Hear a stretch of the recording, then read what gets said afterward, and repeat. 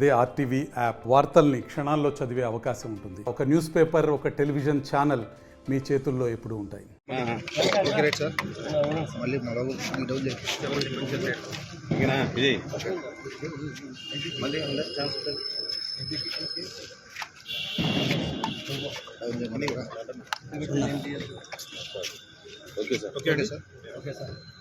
నమస్కారం అండి.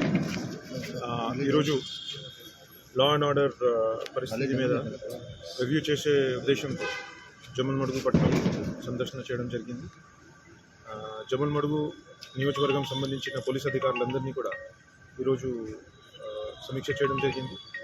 రీసెంట్గా పోలింగ్ రోజు తర్వాత పోస్ట్ పోల్ జరిగినటువంటి ఇన్సిడెంట్స్ గురించి కూడా డీటెయిల్గా రివ్యూ చేయడం జరిగింది. కడప జిల్లా పోలీస్, ప్రత్యేకంగా జమ్మలమడుగు సబ్ డివిజన్ పోలీస్ చాలా చక్కచక్యంగా ఎలక్షన్ డ్యూటీ నిర్వహించారు. ఛాలెంజింగ్ సిచ్యువేషన్స్ ఉన్నప్పటికీ కూడా పర్సనల్ రిస్క్ మీద ప్రొఫెషనల్ కమిట్మెంట్తో పనిచేస్తూ ఏది కూడా అవాంఛనీయ సంఘటన జరగకుండా చూడగలిగారు. ఏదైతే ఇన్సిడెంట్స్ ఆ రోజు జరిగినాయి దానిపైన కూడా చట్టపరమైన చాలా స్ట్రాంగ్ యాక్షన్ తీసుకోవడం జరిగింది.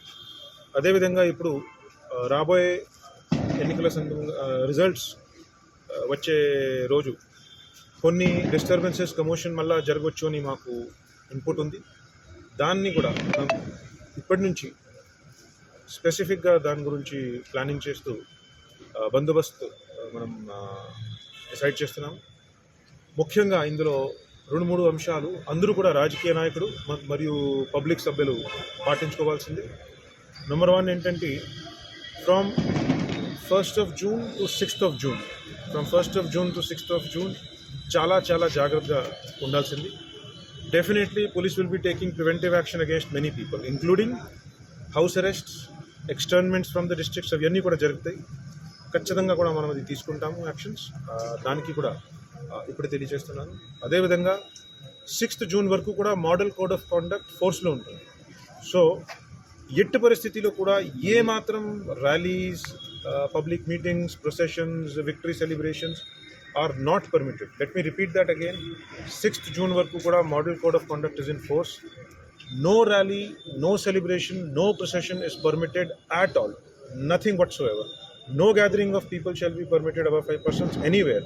So we will be maintaining a curfew kind of a situation in Jammalmadu town and other areas of the constituency where we feel or we have information that disturbance జరిగే అవకాశం ఉంటుంది. ఖచ్చితంగా కూడా ఎవరైనా కూడా ఏదైనా పీస్ని డిస్టర్బెన్స్ చేసే, శాంతి భద్రతని విఘటన పెట్టేలా కార్యక్రమం చేస్తే 100% నాన్ బెయిలబుల్ సెక్షన్స్ కింద వారిపైన చట్టపరమైన కఠిన చర్య ఉంటుంది అని తెలియజేస్తున్నాను.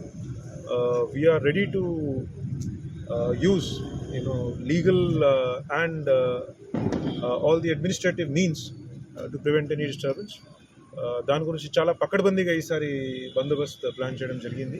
ఫోర్స్ కూడా ఈసారి మాకు అందుబాటులో ఉంటుంది. Last time because of polling station duties force కూడా డిస్పర్స్డ్ ఉండేది. ఈసారి పోలీస్ ఫోర్స్ చాలా బలంగా ఉంటుంది. ఈసారి చిన్నది కూడా ఎక్కడైనా డిస్టర్బెన్స్ ఉంది దానిపైన చాలా కఠిన చర్య ఉంటుంది నేను క్లియర్గా చెప్తున్నాను. Thank you. మరిన్ని వీడియోస్ కోసం ఛానల్ ని సబ్స్క్రైబ్ చేయండి. లేటెస్ట్ అప్డేట్స్ కోసం వాట్సాప్ ఛానల్ ని ఫాలో చేయండి. అండ్ లింక్ డిస్క్రిప్షన్ లో ఉంది.